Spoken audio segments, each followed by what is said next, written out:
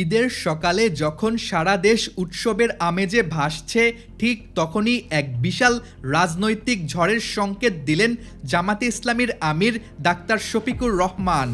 তার বক্তব্যে ছিল এক তীক্ষ্ণ ধমক এবং কঠোর হুঁশিয়ারি।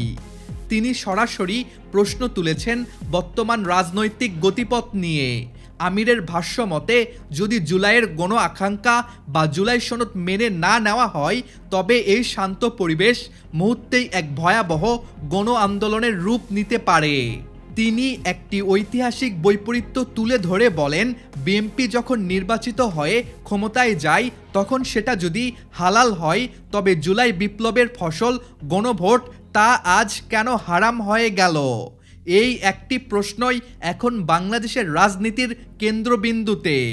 তার এই বক্তব্যের প্রতিটি শব্দ যেন এক একটি তীরের মতো বিদ্ধ করেছে বর্তমান বিএনপি সরকারকে। তিনি স্পষ্ট করে দিয়েছেন, জুলাইয়ের বিপ্লব কোনো আপোষ করার জন্য হয়নি। যদি জুলাই সনদ বা জনগণের সেই আজন্ম আকাঙ্ক্ষা অর্থাৎ গণভোটের দাবিকে পাশ কাটিয়ে যাওয়া হয়, তবে এই সরকার যে শান্তিতে সময় পার করবে তার কোনো নিশ্চয়তা নেই। আমির তো এমনই হয়, যিনি ধনী গরিব সবার কথা বলেন। তার দিকে তাকালে একজন প্রকৃত জননেতার প্রতিচ্ছবি দেখতে পাওয়া যায়। কেন এ কথা বললাম, চলুন জানা যাক।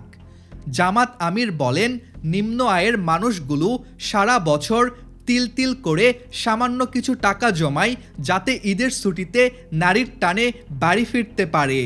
কিন্তু সেই জমানো টাকা যখন অসাধু সিন্ডিকেটের অস্বাভাবিক বাস ভাড়ায় শেষ হয়ে যায়, তখন ঈদের আনন্দ কেবল ম্লানি হয় না, বরং তা সাধারণের জন্য এক চরম কষ্টে পরিণত হয়। জামাত আমির এই পরিস্থিতিকে অমানবিক এবং গোটা জাতির সাথে করা একটি মানবতা বিরোধী অপরাধ হিসেবে অভিহিত করেছেন।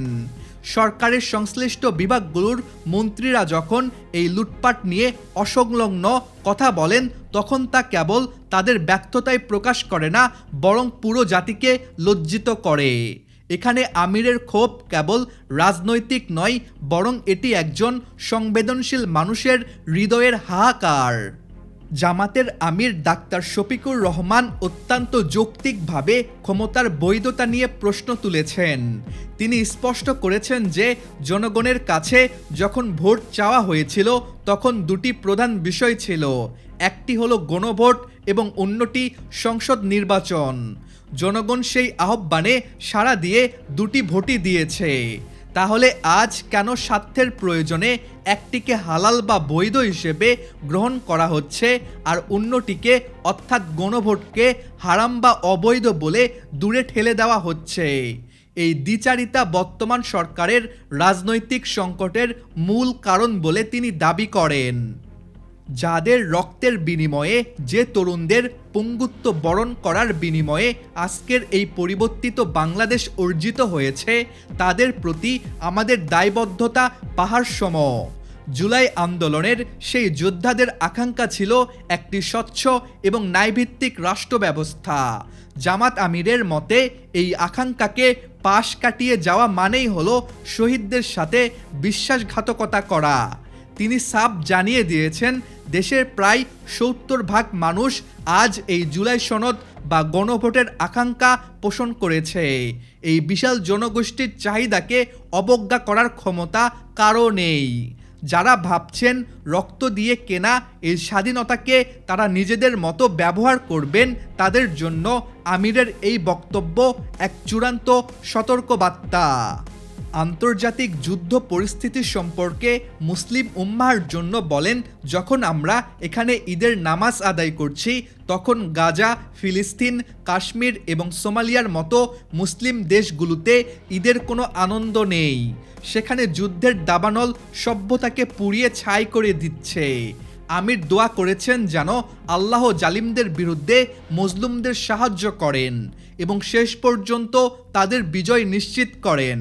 তার এই বৈশ্বিক চিন্তা প্রমাণ করে যে তিনি কেবল দেশের সীমানায় সীমাবদ্ধ নন, বরং পুরো মুসলিম উম্মাহর ব্যথায় ব্যথিত একজন দূরদর্শী নেতা। তার বক্তব্যের সমাপ্তি ঘটেছে এক বজ্র কঠিন ঘোষণার মাধ্যমে। আমির ডাক্তার শফিকুর রহমান হুঁশিয়ারি দিয়ে বলেছেন, জনতার সর্বোচ্চ রায়কে যদি সম্মান জানানো না হয় তবে এই ৭০ ভাগ মানুষকে সাথে নিয়ে তারা রাজপথে নামতে দ্বিধা করবেন না। দাবি আদায়ের জন্য তারা ইনশাআল্লাহ যে কোনো ত্যাগ স্বীকার করতে প্রস্তুত।